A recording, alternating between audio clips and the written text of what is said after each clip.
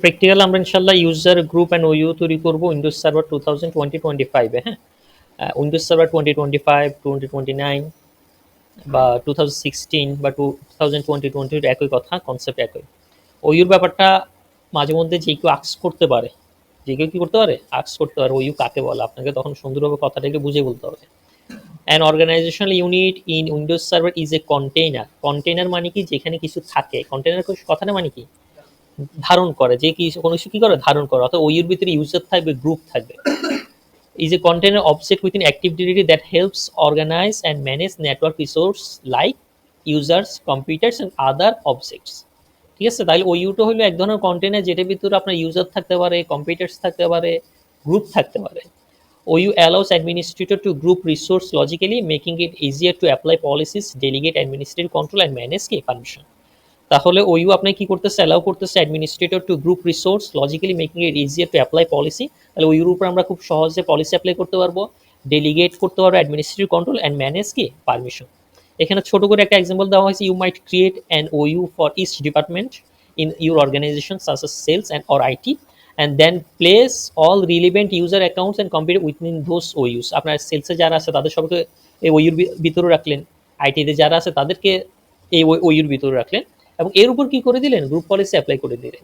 This way you can apply specific group policies to each department and delegate administrative task to different IT staff members. ঠিক আছে, এখানে theoretically কথাটা বলছে, আমরা practically করি তাহলে ব্যাপারগুলো কি লাগবে, আরও একটু সহজ মনে হবে। প্রথমত আমার উইন্ডোজ সার্ভার 2020-2025 এটা একটু লগ ইন করে ফেলি, পাশাপাশি আমরা উইন্ডোজ 10টাকেও অন করে দিচ্ছি।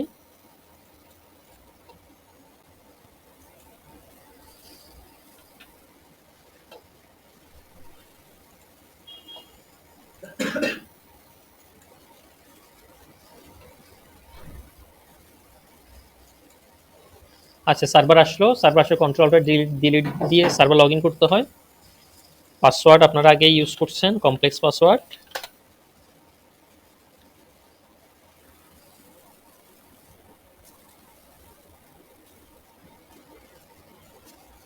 মানে এখানে ধৈর্য ধরবেন, আপনি আরও 4-5টা ক্লিক করে দিয়ে সার্ভারটাকে আরও বিজি করে দিবেন না, অটোমেটিক সার্ভার ম্যানেজার কি হবে, ওপেন হবে। এখানে এখানে আরেকটা কনসেপ্ট সার্ভার ম্যানেজার, এটাকে বলা হচ্ছে উইন্ডোজ অ্যাডমিন সেন্টার। হ্যাঁ, এটা নিয়ে আমরা পরে কথা বলবো। আমরা আপাতত সার্ভার ম্যানেজার থেকে সবগুলো কাজ করি। এটা আপনি চাইলে ফুল স্ক্রিন করে দিতে পারেন। ঠিক আছে, উইন্ডোজ সার্ভারের কাজ আপনার পিসি কনফিগারেশন যতই ভালো হোক তারপরও এই কাজগুলো আস্তে আস্তে হবে। ঠিক আছে, এর প্রসেসিংগুলো কি হবে, এরকমই হবে অ্যাভারেজ। এখানে সার্ভারের সমস্ত ইনফরমেশনগুলো দেখাচ্ছে। আচ্ছা, তাহলে আমরা যাব কোথায়, টুলসে।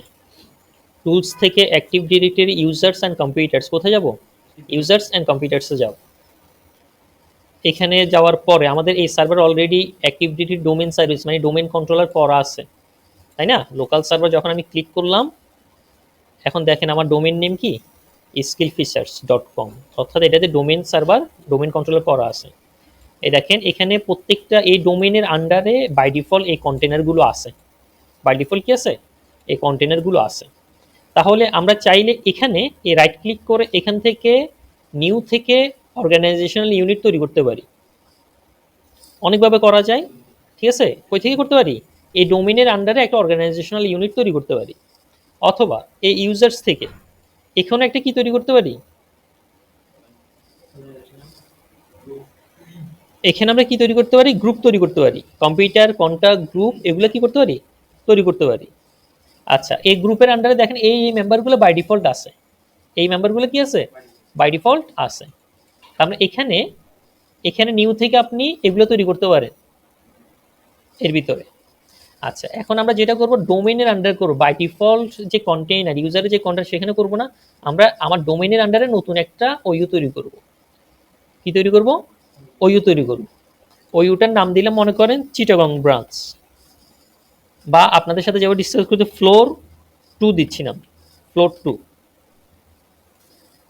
একটা ওইউ কি তৈরি করছি, এটা ওইউ তৈরি করছি। এই ওইউর আন্ডারে 4জন ইউজার তৈরি করি, মনে করেন ইউজার 1, আমরা এখানে একজন ইউজার তৈরি করতেছি, নাম দিলাম ইউজার 1।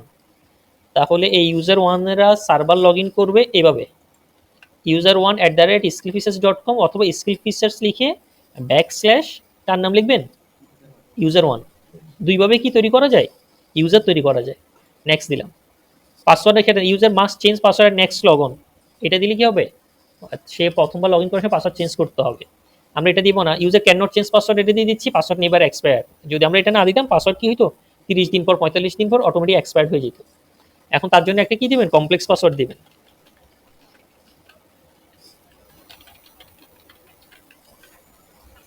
Next finish. একটা ইউজার তৈরি হইলো। আমরা এরকম 4টে ইউজার তৈরি করি। আরেকটা ইউজার, এটা নাম দিচ্ছি মনে করেন ইউজার 2, তার জন্য password user 2, log on name হবে ইউজার 2, নেক্সট দিয়ে দিচ্ছি। তার জন্য একটা কি দিচ্ছি, পাসওয়ার্ড দিচ্ছি। Next finish. দুটি ইউজার তৈরি করলাম, আরো দুটি ইউজার তৈরি করি, ইউজার 3, ইউজার 3, নেক্সট তার জন্য পাসওয়ার্ড দিচ্ছি।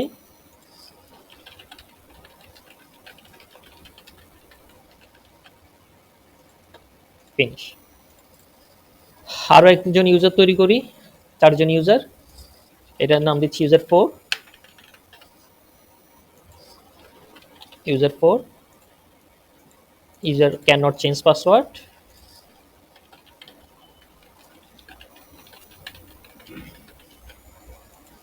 ফিনিশ দিয়ে দিলাম। কয়টা ইউজার তৈরি করলাম, 4টে ইউজার তৈরি করলাম। আমরা এখন গ্রুপ তৈরি করি। গ্রুপ তৈরি করে দুইজনকে একটা গ্রুপের মেম্বার করে দিবে, গ্রুপ নেম দিচ্ছে। মনে করেন একটা গ্রুপ দিলাম আইটি, ওকে দিয়ে দিলাম। আর একটা গ্রুপ তৈরি করতেছি অ্যাকাউন্টস, অ্যাকাউন্টস, ওকে। তো একটা গ্রুপ হলে আইটি, একটা গ্রুপ হলে অ্যাকাউন্টস। আইটিতে রাইট ক্লিক করে প্রপার্টিসে যাবো, প্রপার্টিসে গিয়ে মেম্বার, এখন দেখেন কোনো মেম্বার না, আমি এখন মেম্বার অ্যাড করে দিই। ইউজার 1 2 কে কার ভিতরে রাখতেছি, আইটির ভিতরে। ইউজার 1 অ্যাড হয়ে গেছে, কানেক্ট হয়ে গেছে, দিয়ে দিলাম অ্যাপ্লাই। আরেকটা একসাথে অ্যাড করা যায়, ইউজার কি 2, চেক নেমস, ওকে। ইউজার 1 2 কার মেম্বার এখন, আইটির মেম্বার। আচ্ছা, এরপর অ্যাকাউন্টসে গিয়ে রাইট ক্লিক করে প্রপার্টিসে আসলে মেম্বার খালি অ্যাডে দিয়ে দিলাম ইউজার 3, চেক নেমস, পেয়ে গেল, ওকে। আরেকটা দিয়ে দিলাম কি ইউজার 4, চেক নেমস দিয়ে দিলাম, পেয়ে গেল, অ্যাপ্লাই, ওকে। তাহলে আমার এই ওইউর ভিতরে ফ্লোর টু ওইউর ভিতরে গ্রুপ আছে কয়টা, 2টা। ইউজার আছে কয়জন, 4জন। আইটির ভিতরে 2জন এমপ্লয়ি আছে, অ্যাকাউন্টসের ভিতরে কয়জন এমপ্লয়ি আছে, 2জন এমপ্লয়ি আছে।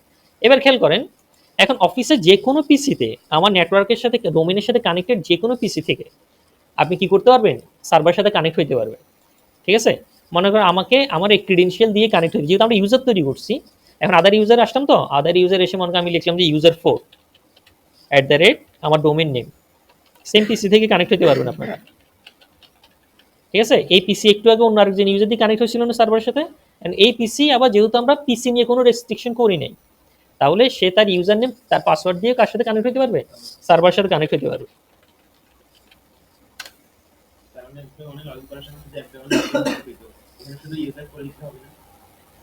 না, ডোমেন নামটা লিখতে হবে। ডোমেন ইউজার কানেক্ট হওয়ার 2টা প্রসেস, আমরা ইউজার যখন তৈরি করছি দেখা দিছে না, স্কিল ফিচার্স হয়তো ডোমেন নেমে আগে লিখে ব্যাকস্ল্যাশ দিয়ে ইউজার নেম দিতে হবে, অথবা ইউজার নেম @domainName.com দিয়ে কি দিতে হবে, অ্যাড দিতে হবে। তাহলে দেখেন এই ইউজার কি হয়ে গেল, কানেক্ট হয়ে গেল।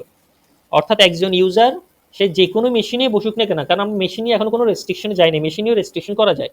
মানে আপনি এই মেশিন থেকে এই মেশিন দিয়ে আপনার ইউজার দিয়ে কানেক্ট হতে পারবে, আমরা ওই ধরনের রেস্ট্রিকশনে কি যাই নাই। তাহলে এভাবে করে একটা ডোমেন সার্ভারে কি তৈরি করা হয়, ওইও তৈরি করা হয়, গ্রুপ তৈরি করা হয়, আর এটা কি ইউজার তৈরি করা হয়। বুঝতে পারতেছি?